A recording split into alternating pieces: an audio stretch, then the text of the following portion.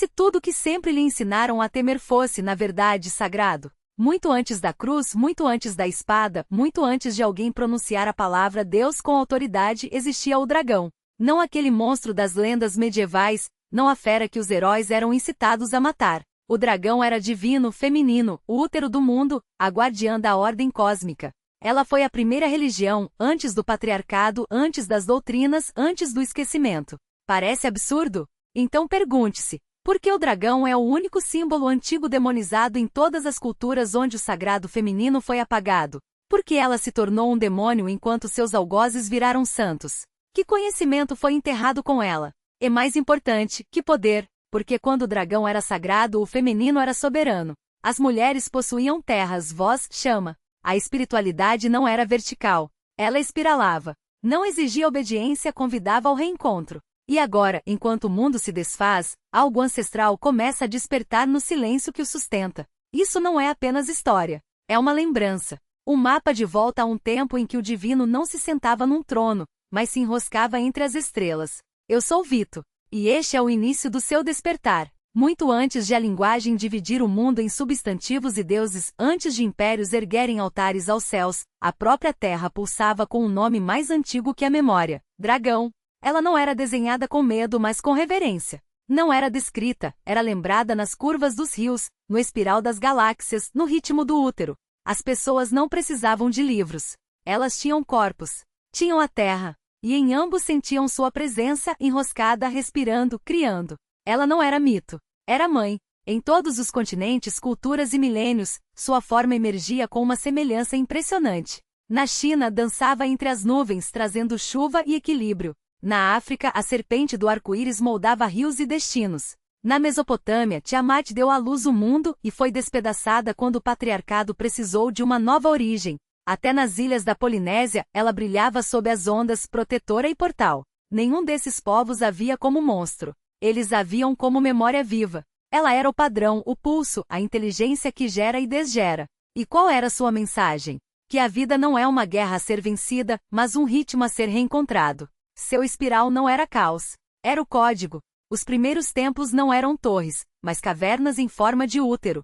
A escuridão não era o mal. Era fértil. Ela ensinava por símbolos, não por sermões. Não pedia nada além de presença e em troca oferecia pertencimento. Antes de a teologia separar espírito e carne, o dragão os unia. Ela não governava pelo medo, mas se movia pelo amor, pela intuição, pelo sangue e pelo sopro. As pessoas não rezavam para ela de joelhos, mas plantando, dançando, escutando sonhos. Antes de existir religião como instituição, havia religião como relação. Os camponeses falavam com ela com as mãos na terra. As mulheres cantavam para ela durante o parto. Os anciãos sonhavam com ela ao se prepararem para a morte.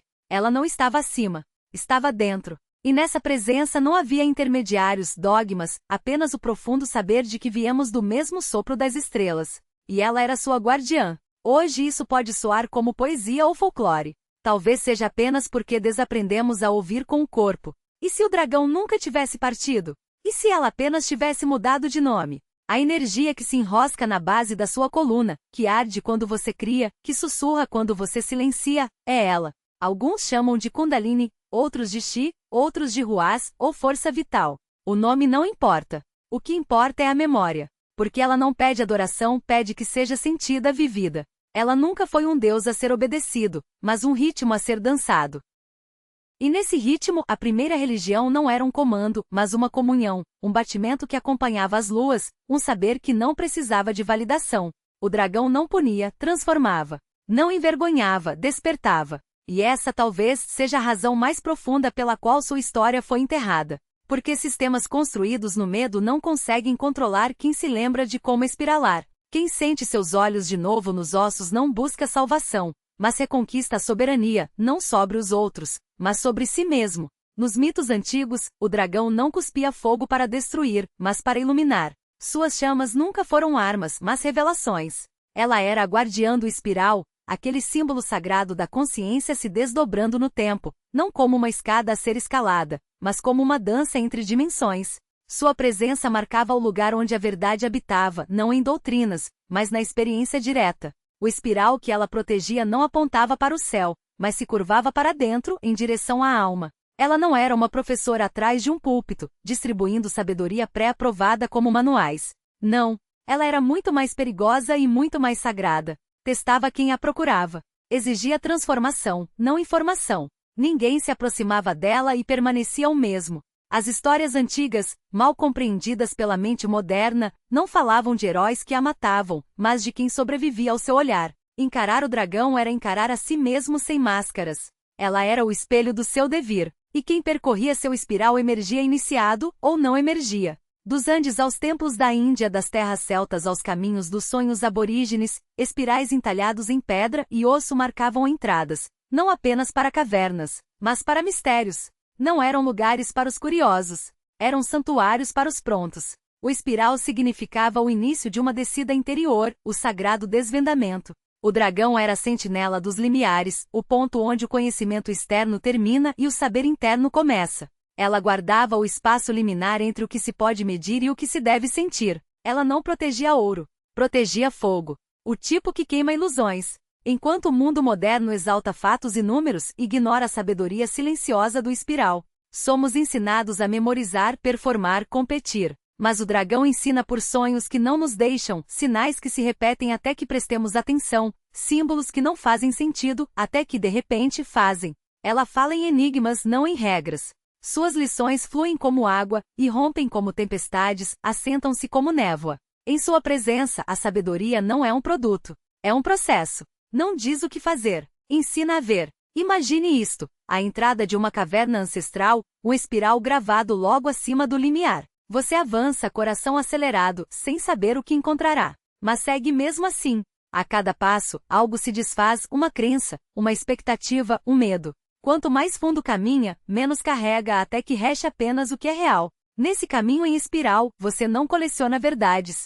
Você as recorda. Cada curva o traz de volta a algo que sua alma já sabia, mas sua mente havia esquecido. Esse é o dom do dragão. Não respostas, mas lembrança. E ela ainda está lá, esperando. Não no fim de uma jornada, mas no início de um despertar. Espaço onde o visível e o invisível se entrelaçam, onde o tempo não é uma flecha, mas um círculo que respira. Ela não era apenas um símbolo, era a própria linguagem do universo, sussurrando em padrões que só os olhos treinados na escuridão conseguiam decifrar. E esses olhos nunca deixaram de existir, eles estão em você. Não como uma lembrança distante, mas como um chamado que lateja nas veias quando você ouve uma canção antiga, quando toca a terra e sente o pulso do mundo, quando um sonho te acorda no meio da noite com a certeza de que algo maior está se movendo. A Dragon não foi exilada, ela foi internalizada.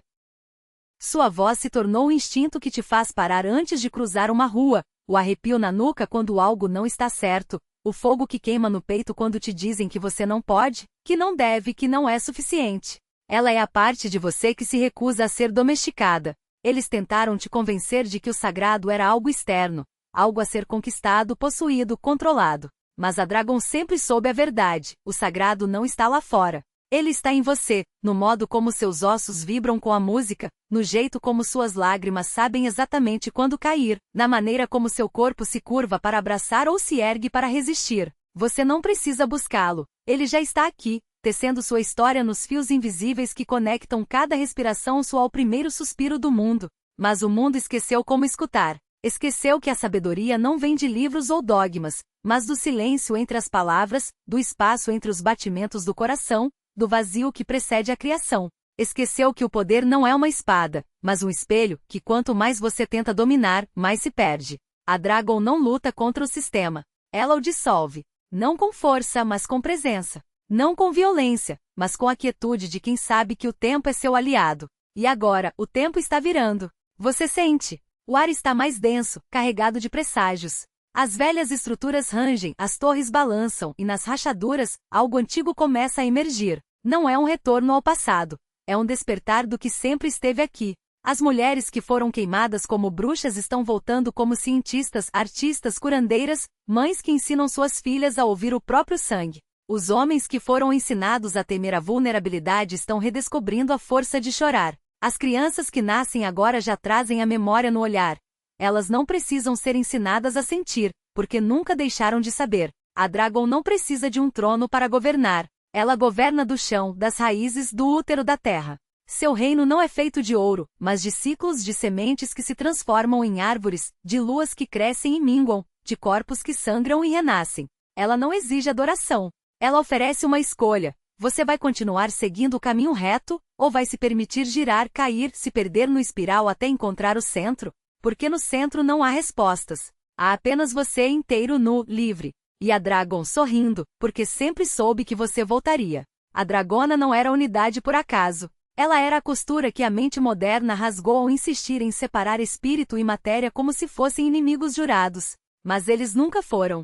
São amantes. O sopro do divino precisa de forma para ser sentido, assim como a terra precisa das estrelas para lembrar que também brilha. A dragona se enroscava entre os dois, não dividida por dogmas, mas inteira. Uma espiral viva que sussurrava: você não é só corpo, não é só alma. É os dois. E quando as pessoas a honravam, não fragmentavam o sagrado do mundano. Plantar uma semente era ritual, fazer amor era prece, morrer era retorno, não fim. A ponte não era só cósmica, era prática. Podia ser atravessada todos os dias na intuição, na gratidão, na criação. Não era preciso fugir da vida para tocar o divino.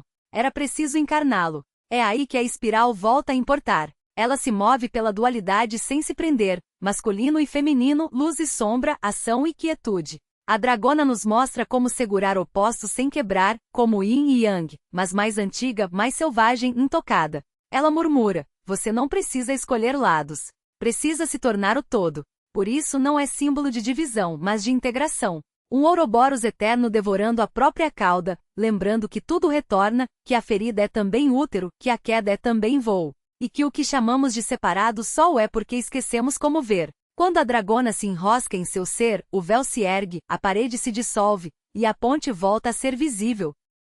Você já notou os sinais? Dragões em filmes, em sonhos, em tatuagens na pele de desconhecidos. Não são modas. São ecos. Algo ancestral está emergindo. Não dos livros, mas do sangue. O arquétipo ressurge porque a hora chegou de novo. O ciclo gira, e o que foi enterrado começa a respirar. A dragona retorna não porque a invocamos, mas porque precisamos dela. Quando os velhos sistemas racham, os símbolos voltam, e nenhum queima mais forte que a dragona. Sua espiral espelha o despertar coletivo. O ressurgimento do sagrado feminino não é um movimento. É uma memória reativada, uma vibração subindo pela arte, pelas vozes, pelos ossos daqueles que nunca deixaram de sonhar. Não estamos criando nada. Estamos nos lembrando. Ela retorna pela ruptura, pelos sonhos que não fazem sentido, pelas emoções que sacodem o chão sob nossas identidades. Não bate a porta. Ela irrompe. Não para destruir, mas para realinhar, para dissolver as ilusões que nos mantiveram pequenos. Sistemas construídos sobre controle tremem em sua presença, porque seu fogo não consome. Ele revela. E não são só as mulheres que sentem isso. Homens também acordam para a fome de inteireza, para um poder que não domina, mas integra. A dragona ensina que força pode ser macia e maciez pode ser sagrada. Ela se levanta em cada coração que escolhe coragem em vez de conformidade, verdade em vez de tradição.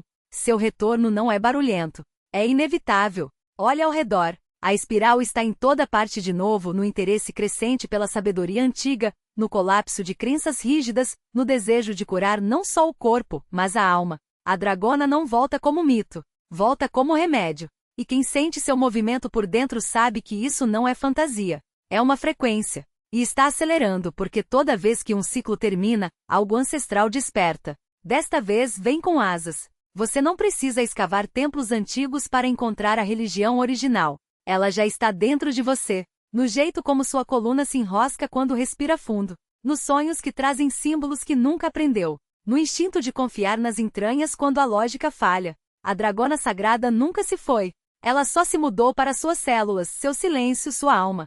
Isso não é sobre voltar atrás. É sobre ir fundo. A espiral sagrada não está trancada na história. Está viva na intuição. Aquele lampejo no peito quando ouve uma verdade. É ela. Aquele momento em que fica diante da natureza e sente algo maior se mover através de você. Essa é a língua dela. Você não precisa de permissão para se reconectar. Só precisa de presença. O patriarcado tentou exilar a dragona exilando seu poder. Mas o que nunca entenderam é isto. A dragona não está fora de você. Ela é você e sua soberania, seu fogo, seu ritmo. E toda vez que escolhe autenticidade em vez de aprovação, você resgata uma escama do corpo dela.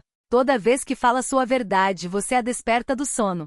Quer reavê-la? Comece pequeno. Diga o que te assusta. Sente-se em silêncio e escute até que algo responda. Leia textos sagrados não para obedecer, mas para se lembrar. Livros como Mulheres que Correm com os Lobos, de Clarissa Pinkola Estés, ou A Grande Mãe Cósmica, de Mônica Sojo e Bárbara Mor. Não para se tornar algo novo, mas para resgatar algo antigo. Eis o que não queriam que você soubesse. Você não precisa de um sacerdote para encontrar o divino. Você é o templo. A espiral é seu caminho, e a dragona, que um dia foi símbolo de monstro, é a parte de você que se recusa a ser domada. A religião original não estava fora, estava encarnada. E não espera no céu. Espera em sua pulsação. Porque no momento em que você deixa de temer sua própria profundidade, a dragona lembra seu nome. Ela nunca foi a vilã. Era a luz que não podiam controlar. Talvez por isso tenham dito para temê-la e porque ela espelhava a parte de você que não pode ser domada, a parte que se lembra antes da memória. A chama que tremeluz toda vez que você diz, deve haver mais do que isso. Agora você sabe.